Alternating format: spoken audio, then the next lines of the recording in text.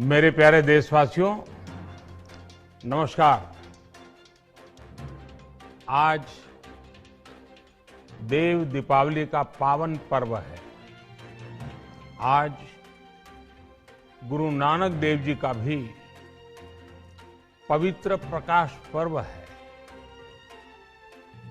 मैं विश्व भर में सभी लोगों को और सभी देशवासियों को इस पावन पर्व पर हार्दिक बधाई देता हूं। ये भी बहुत सुखद है कि 1.5 साल के अंतराल के बाद करतारपुर साहिब कॉरिडोर अब फिर से खुल गया है। साथियों, गुरु नानक जी ने कहा है, बीच दुनिया सेवी कमाइए त दरगिही बेसन पाइए।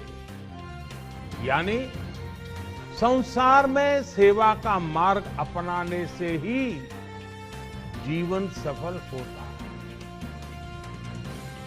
हमारी सरकार इसी सेवा भावना के साथ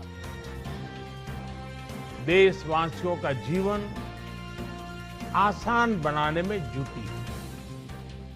न जाने कितनी पीढ़ियां जिन सपनों को सच होते देखना चाहती थी, भारत आज उन सपनों को पूरा करने का भरपूर प्रयास कर रहा है। साथियों, अपने 5 दशक के सार्वजनिक जीवन में मैंने किसानों की परेशानियों को, उनकी चुनौतियों को बहुत करीब से देखा है, महसूस किया है। इसलिए जब देश ने मुझे 2014 में प्रधानमंत्री के रूप में सेवा का अवसर दिया, तो हमने कृषि विकास, किसान कल्याण को सर्वोच्च प्राथमिकता दी। साथियों, इस सच्चाई से बहुत लोग अनजान है कि देश के 100 में से 80 किसान छोटे किसान हैं। उनके पास 2 हेक्टेयर से भी कम जमीन है। आप कल्पना कर सकते हैं, इन छोटे किसानों की संख्या 10 करोड़ से भी ज्यादा है। उनकी पूरी जिंदगी का आधार यही छोटी सी जमीन का टुकड़ा है। यही उनकी जिंदगी होती है। और इस छोटी सी जमीन के सहारे ही वो अपना और अपने परिवार का गुजारा करते हैं। पीढ़ी दर पीढ़ी परिवारों में होने वाला बंटवारा इस जमीन को और छोटा कर रहा है। इसलिए देश के छोटे किसानों की चुनौतियों को दूर करने के लिए हमने बीज, बीमा, बाजार और बचत, इन सभी पर चौतरफा काम किया।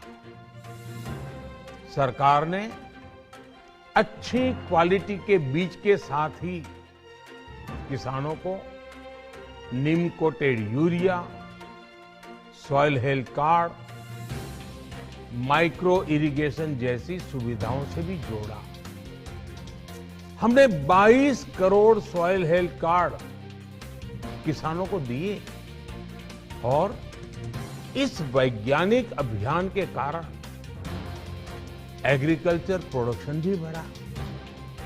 साथियों,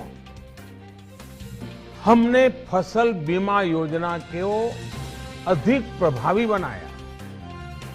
उसके दायरे में ज्यादा किसानों को लाए।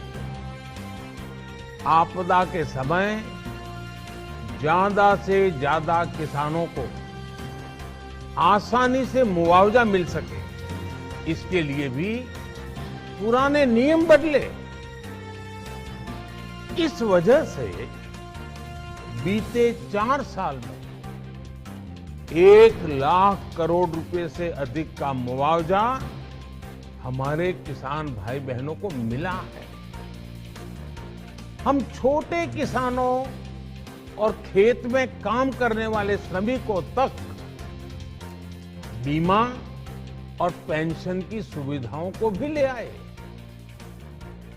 छोटे किसानों की जरूरतों को पूरा करने के लिए सीधे उनके बैंक खातों में 1,62,000 करोड़ रुपए ट्रांसफर किए, सीधे उनके खाते में।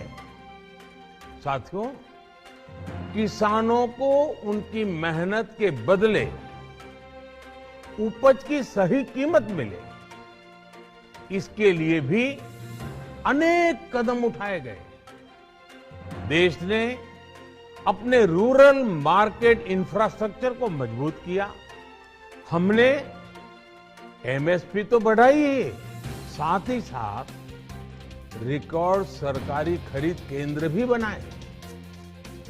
हमारी सरकार द्वारा की गई उपज की खरीद ने पिछले कई दशकों के रिकॉर्ड तोड़ दिए।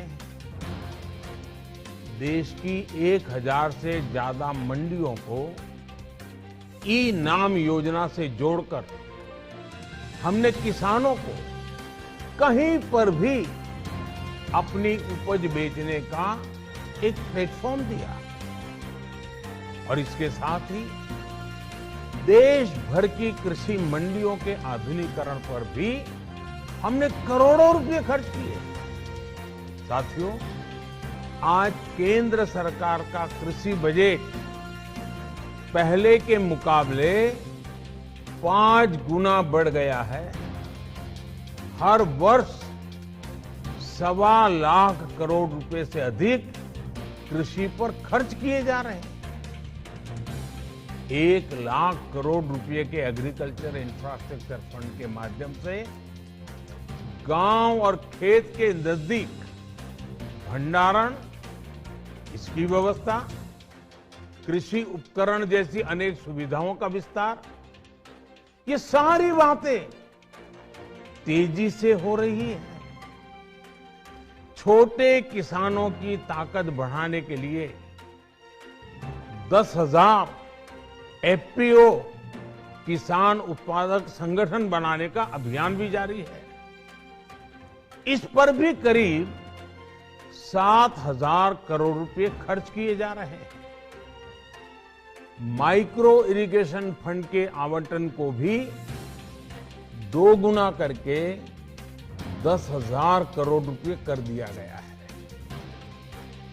हमने क्रॉप लोन भी 2 गुना कर दिया, तो इस वर्ष 16 लाख करोड़ रुपए हो जाएगा। अब पशुपालकों को मछली पालन से जुड़े हमारे किसानों को भी किसान क्रेडिट कार्ड का लाभ मिलना शुरू हो गया है। यानी हमारी सरकार किसानों के हित में हर संभव कदम उठा रही है, लगातार एक के बाद एक नए कदम उठाती जा रही है। किसानों की आर्थिक स्थिति सुधरे,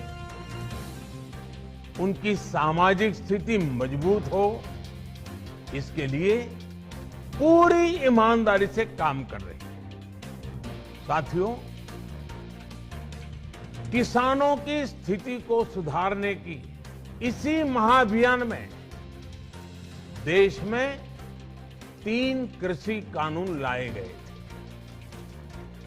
मकसद ये था कि देश के किसानों को, खासकर छोटे किसानों को और ताकत मिले, उन्हें अपनी उपज की सही कीमत और उपज बेचने के लिए ज्यादा से ज्यादा विकल्प मिले।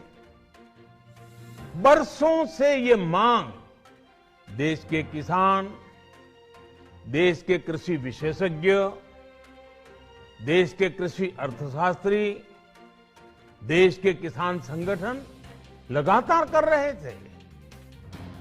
पहले भी कई सरकारों ने इस पर मंथन भी किया था।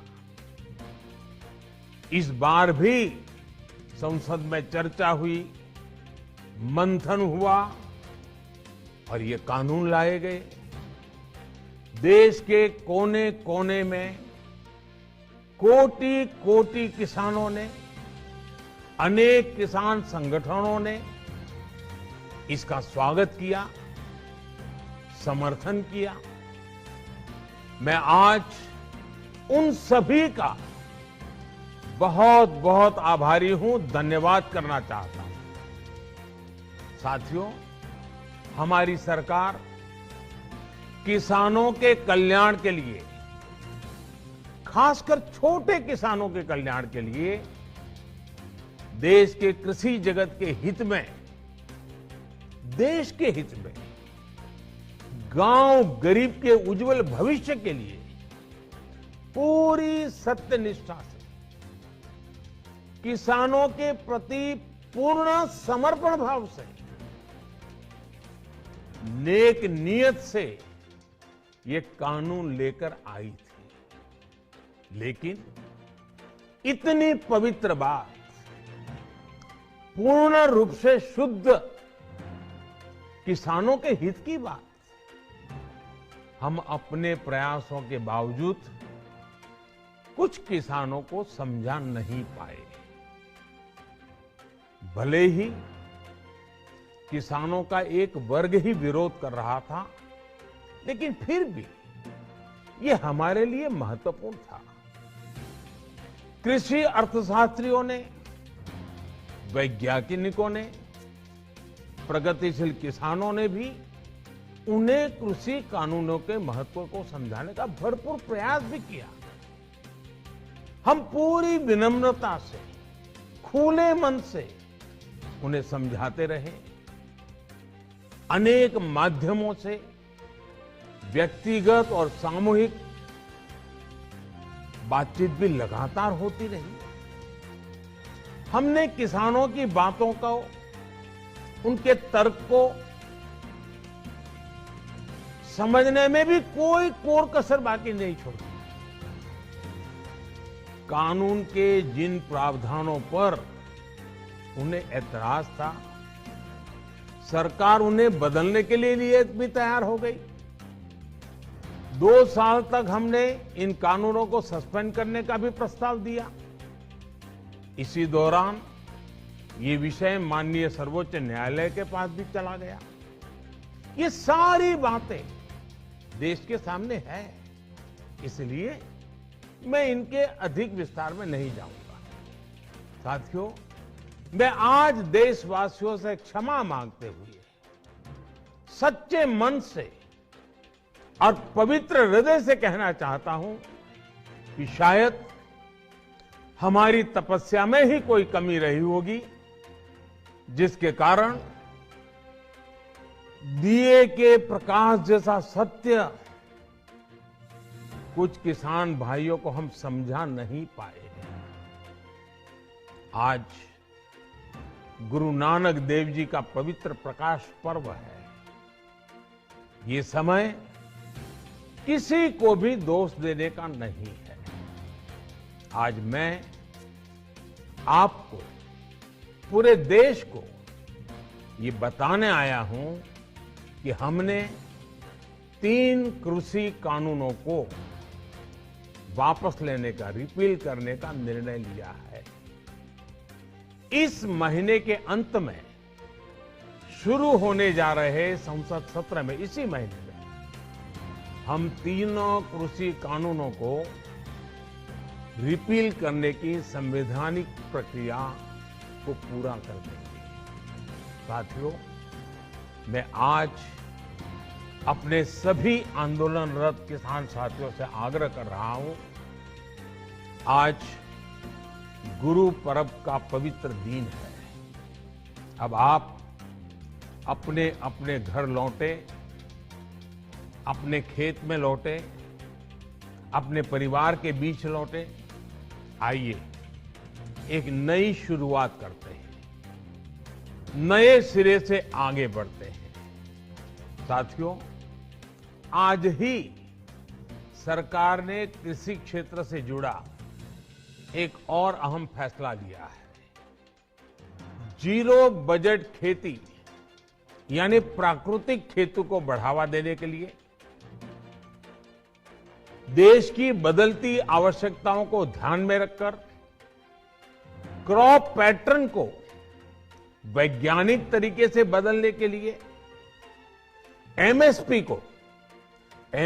को और अधिक प्रभावी और पारदर्शी बनाने के लिए ऐसे सभी विषयों पर भविष्य को ध्यान में रखते हुए निर्णय लेने के लिए एक कमेटी का गठन किया जाएगा। इस कमेटी में केंद्र सरकार, राज्य सरकारों के प्रतिनिधि होंगे, किसान होंगे, कृषि वैज्ञानिक होंगे, कृषि अर्थशास्त्री होंगे। साथियों, हमारी सरकार किसानों के हित में काम करती रही है और आगे भी करती रहेगी। मैं गुरु गोविंद सिंह जी की भावना में अपनी बात समाप्त करूंगा। देहि शिवावर मोहे इहे, शुभ कर्मन ते कबहू न टरो।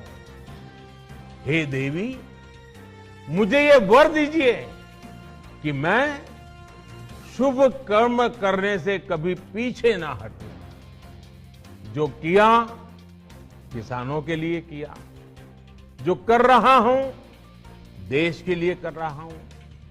आप सभी के आशीर्वाद से मैंने मेहनत में पहले भी कोई कमी नहीं की थी।